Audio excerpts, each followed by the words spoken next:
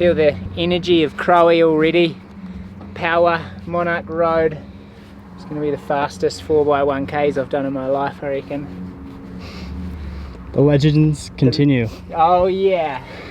How's Boulder treating you so far? You just got in today, but how's the altitude, I guess, training been overall? Yeah, Boulder's been really good. What have we been up to? We went up to Aspen for 3 or 4 days, and then Boulder for, 10 days. And then just went out to Breckenridge and got back. So yeah, head off tomorrow down to Texas and get some heat. But it's been good. It's like kind of feels like a bit of an old stomping ground now. Know my way around, feel pretty comfortable. Training's great here. It's really easy. It's pretty warm. You think? Under all this kit. It is anyway. Yeah. 1K at race pace. 1K faster than race pace. 1K race pace. So you feel like you're onto something coming up to altitude compared to everyone else just heading straight to Texas? It's always going to be a bit of a gamble, I think, between the heat and the altitude. Mostly for me, altitude's always worked really well. I love that feeling of racing off altitude. It's like you can put the throttle full tit and it doesn't really feel like you're working that hard. Just that oxygen capacity that you gain from being up at altitude.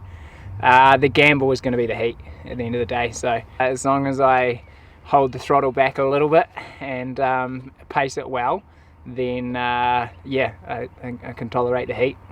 I think it is, I mean, it's not entirely my course, you know, it's a dead flat course, but I think it does tend to allow for groups on the ride because of that. So yeah, it's going to be an interesting race. Such a huge field again, and obviously it's an out and back course, it's a 2-lap course, so you're going to have a fair idea of where everyone's at on the ride, and I guess that sort of depends on how hard you're going to have to ride.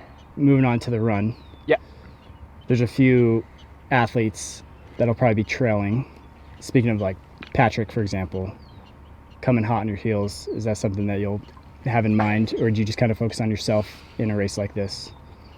I think when you're an athlete that's quite competitive, it's always hard to take the competitiveness out of the athlete. So yeah, I definitely will be aware of who's around, who's running hard, and where they're at.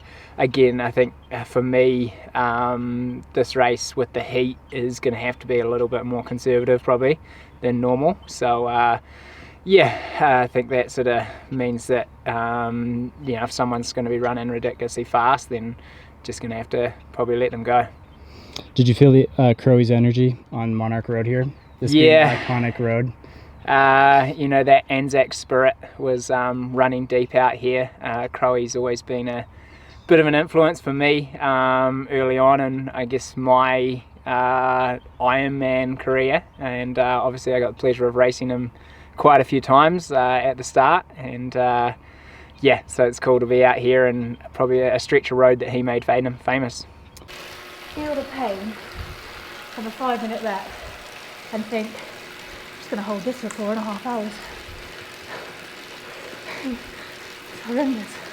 How does it feel to be back in Texas? I think just because you win a race one year, it gives you no right to think that you're going to win it again.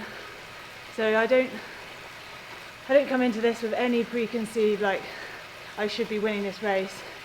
I know that it's going to be really, really hard, and I feel better prepared for the heat than I ever have. But I think that's the mental box ticked. Physically, I've got no idea. I found a bit of a headspace at the moment where I can't control what happens on the run out there. I've done everything I can for the rehab and the run back, and there's nothing to suggest it will go wrong, hence why I'm here. Like, it should be really great. It could be really great. So yeah, can't control that, so I've just got to control my effort on the swim and the bike, which was honestly quite poor last year, so I maybe wasn't as aerobically confident as I perhaps could have been.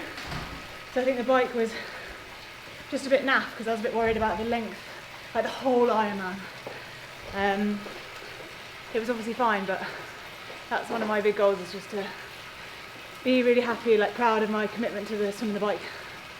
I think in theory this is the biggest Ironman of the year, like before Nice and Kona, so that makes it more motivating for me. And I think I'm not sure if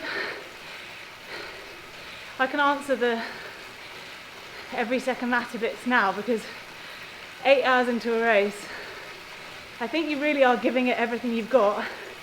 I think it's very hard to ease off.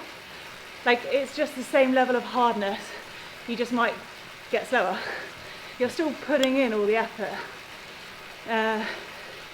So yeah, I can't see a world where I ease off, because you just want to finish.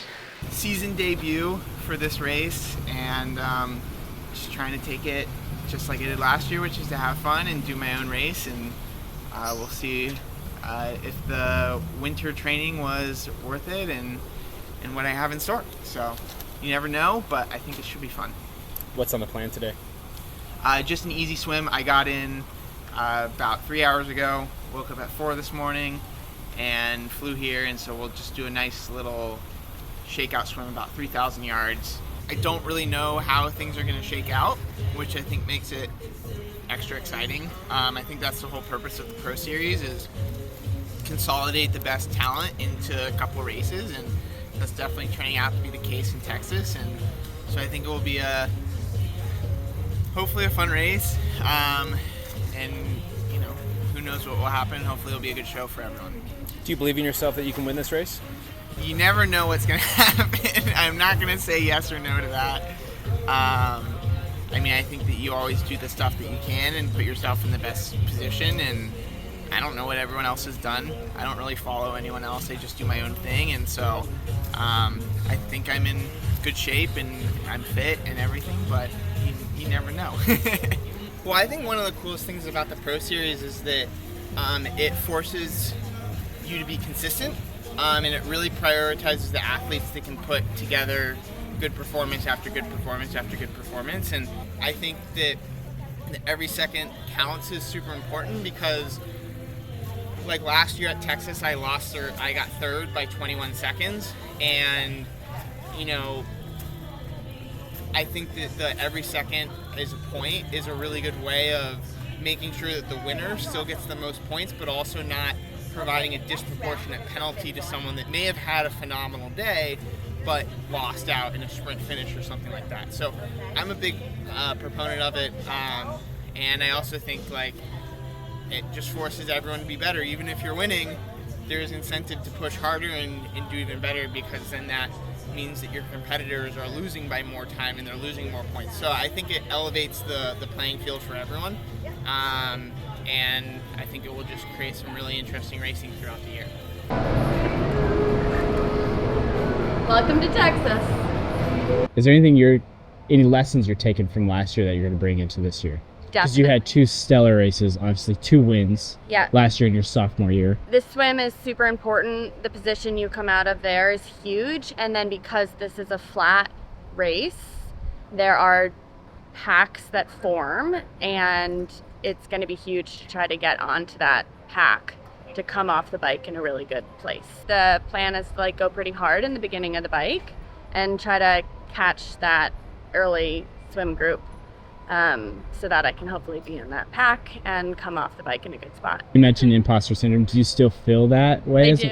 Yeah? Yeah, no, I definitely do. I don't think it'll ever go away. I was an age grouper in 2021. I started triathlon in 2021. So to be where I am now, to be on the start line with these women that I look up to so much, to be part of a Fighting Chance series that I watch before every race when they do them is shocking to me. Just realize I have so much gratitude that I'm even here and able to do this. So attitude of gratitude is my mantra. What does this race mean to you? Is this like, obviously points are a factor this year, and what are your thoughts on the new Pro Series? I'm definitely targeting the Pro Series. I'm doing 3 Ironmans and 2 70.3s to like really try to optimize my point system. Obviously that's why I'm here, one of the North American Pro Series races. I also love this race. As I said, it's my 3rd time here.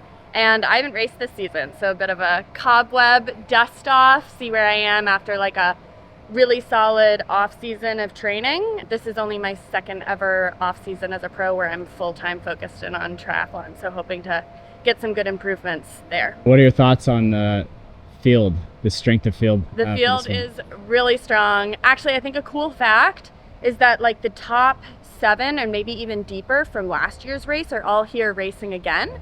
And then there are even more good women on top of that. So it's gonna be fun, it's gonna be exciting, and it's hopefully gonna be close. Have you been doing any heat training leading up to the Yeah, race? I've been spending some time in the steam room just to try to practice humidity over the dry sauna. I feel like I can sit in saunas for a long time and be fine, but steam rooms like wreck you. A lot of people know of you because obviously the 2 wins last year, but kind of tell us your background and how you got into triathlon and what was your previous career before triathlon. I started running when I was in grad school, so I was pretty old even when I started doing that. I played lacrosse in college, took up marathon running. I was a primary care nurse practitioner, and then during COVID, my husband and I started biking together a lot and just decided to do an Ironman. So signed up, and the rest is kind of history. What would you say your strength is of all 3 disciplines?